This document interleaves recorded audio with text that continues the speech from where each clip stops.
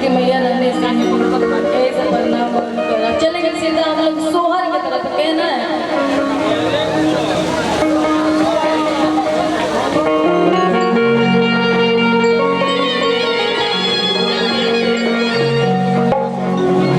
बाकी बड़ी सुंदर जिनके खातिर हम लोग यहाँ पर उपस्थित हैं उस बाबू के लिए कहना है, हम लोग तो देखते नहीं, बाकी उस बच्चे के लिए कहना है।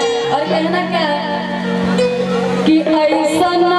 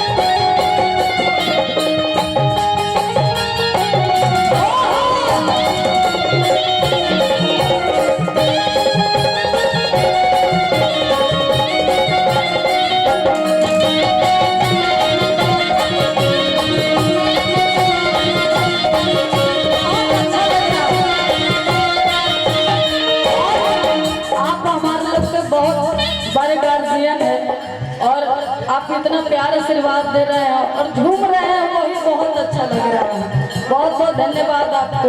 और कहना क्या है